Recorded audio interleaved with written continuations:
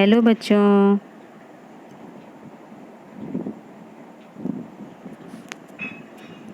आज मैं कक्षा 2 का पाठ 8 पढ़ाने जा रही हूँ।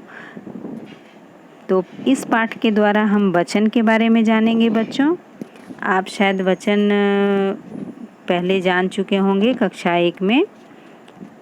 इससे पहले आप वचन की चर्चा पूर्व क्लास कक्षा में हो चुकी होगी। फिर भी मैं आपको एक बार फिर से वचन को बता रही हूँ कि वचन में हम किस चीज़ के बारे में अध्ययन करते हैं बच्चों। इस पाठ के द्वारा हम वचन और उसके भेदों के बारे में जानेंगे। इस पाठ में हम वचन और उनके भेदों के बारे में चर्चा करेंगे।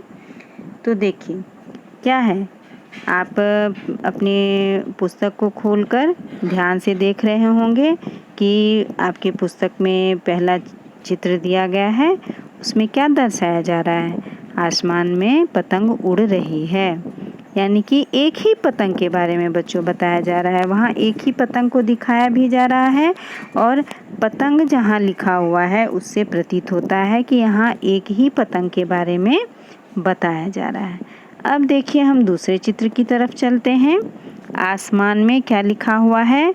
आसमान में पतंगे उड़ रही हैं। हाँ, तो यहाँ पतंगे नीले अक्षरों से लिखा हुआ है ना, पतंगे। और चित्र में भी दिखाया जा रहा है कि एक से अधिक पतंग हैं। 1 2 3 4, यानी कि एक से अधिक जब भी कोई भी वस्तु या व्यक्ति होंगे तो उन्हें हम क्या कहते हैं? एक से अधिक जब भी संख्या बढ़ जाती है उसे हम बहुवचन कहते हैं। हम उनके भेद के बारे में आगे पढ़ेंगे। अब देखिए, अब हमारा उसके नीचे फिर कौन सा चित्र है? क्या है चित्र में? मैदान में एक लड़का खेल रहा है। यहाँ एक ही लड़का खेल रहा है, इसलिए यहाँ एक लिखा ही हुआ है और लड़का भी लिखा हुआ है, यानी लड़का की संख्या क्या है? 1 है। अब देखिए फिर हमारा दूसरा चित्र क्या है? मैदान में लड़के खेल रहे हैं। लड़का के जगह यहाँ लड़के हैं और एक भी संख्या को नहीं लिखा गया है, लेकिन लड़के से प्रतीत होता है कि एक से अधिक लड़के हैं, यहाँ खेल रहे हैं। अब देखिए, आप ऊपर दिए गए रंगीन शब्दों में हमने उनके एक या अनेक होने का बोध करा रहे हैं। हमें क्या हमने पता किया ना पहले चित्र को देखकर बच्चों कि एक चित्र में एक वस्तु या व्यक्ति के बारे में बताया जा रहा है, दूसरे चित्र में एक से अधिक वस्तु व्यक्ति के बारे में बताया जा रहा है। तो जहाँ एक की संख्या होती है उसे हम एकवचन कहते हैं और जहाँ एक से अधिक की संख्या होती है उसे हम बहुवचन कहते हैं, यानी कि अनेक। एक से अधिक, एक और अनेक के बारे में जब हम पढ़ेंगे तो यहाँ अनेक जहाँ दिखे जाएंगे, अनेक का बोध जहाँ होगा उसे हम बहुवचन कहेंगे। यानी एक जहाँ एक की संख्या होती है वस्तु या व्यक्ति की तो वह एक वचन हो जाता है, और जहाँ एक से अधिक होता है वहाँ अनेक होते हैं। तो वचन की परिभाषा क्या होगी बच्चों? कि संज्ञा के जिस रूप से उसके एक या अनेक होने का पता चले उसे वचन कहते हैं। वह क्या कहलाता है? वचन। और एक बात तो हमेशा ध्यान में रखो बच्चों कि वचन जब भी आता है तो वचन में हमेशा संख्या के बारे में ही बताया जाता है। वह वचन जो है वह उसमें संख्या के ही बारे में हमें जानकारी मिलती है, वह संख्या एक हो या एक से अधिक हो। समझ गए बच्चों? तो यानी कि संज्ञा के बारे में, उसके संख्या के बारे में जब हमें पता करना होता है या जब हम पता चलता है तो उसे ही हम वचन कहते हैं। मतलब संज्ञा के जिस रूप से उसके एक या अनेक होने का पता चले उसे वचन कहते हैं। तो समझ गए बच्चों? अब देखिए, हमने पहले ही बोल दिया ना आपको कि हम इस पाठ के द्वारा इनके भेदों के भी बारे में जानेंगे। तो इनके भेद क्या है बच्चों? वचन के भेद, वचन के 2 भेद होते हैं। कौन कौन से? एक वचन और बहुवचन।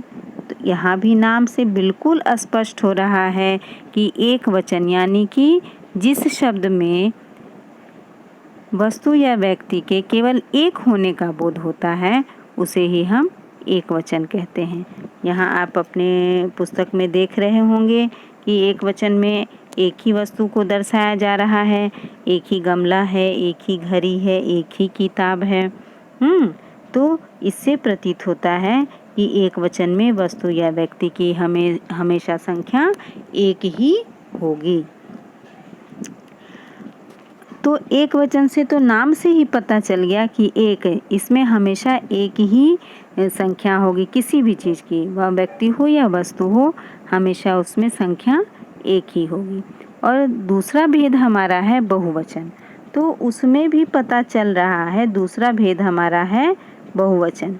तो उसमें भी नाम से ही स्पष्ट हो रहा है बहुवचन, यानी जिसमें बहुत, बहु मतलब अधिक, जिसमें एक से अधिक संख्या हो, अनेक संख्या हो, उसे हम बहुवचन कहते हैं।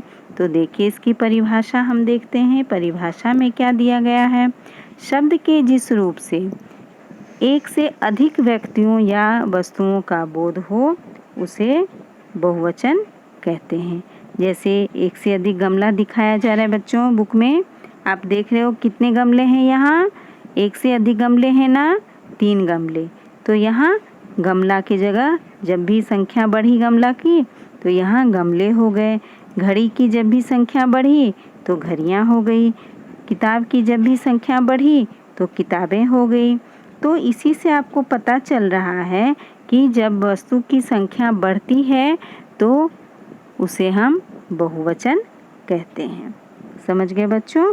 तो देखो, किसी भी व्यक्ति के प्रति प्रदर्शित करने के लिए भी बहुवचन क्रिया का प्रयोग किया जाता है। अब देखिए बच्चों, यहाँ पे क्या है? किसी भी व्यक्ति के प्रति सम्मान प्रदर्शित करने के लिए भी बहुवचन क्रिया का प्रयोग किया जाता है।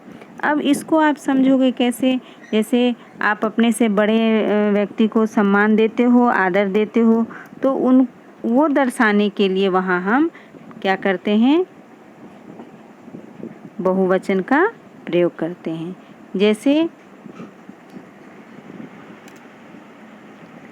जैसे पिताजी आ रहे हैं, जैसे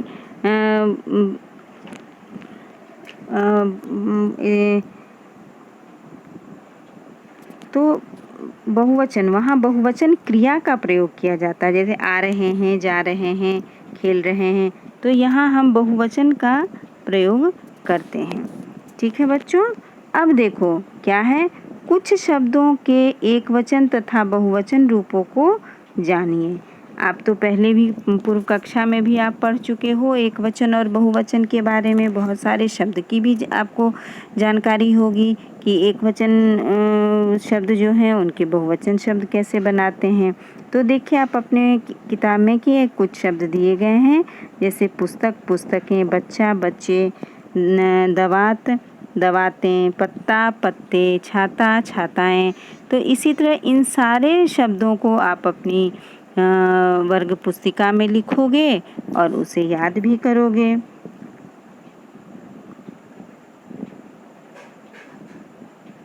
है ना? आपकी पुस्तक में कुछ शब्द दिए गए हैं, उसे आप याद भी करोगे और अपनी पुस्तिका में लिखोगे भी। और कुछ शब्द तो ऐसे भी होते हैं जो एक वचन और बहुवचन में एक जैसे होते हैं, उनका कोई बहुवचन नहीं होता। हाँ, जैसे बाल, बाल के कोई बहुवचन नहीं होते हैं। अब देखो बच्चों, तो इन सारे शब्दों को आप अपनी पाठ्य पुस्तिका में लिखोगे और उसे याद भी करोगे और इस पाठ का अध्ययन भी करोगे। अध्ययन करने के बाद आप अच्छी तरह से इस पाठ को समझ जाओगे और बाकी अगले दिन हम इस पाठ के प्रश्नोत्तर के साथ उपस्थित होंगे। आज के लिए इतना ही बच्चों, धन्यवाद।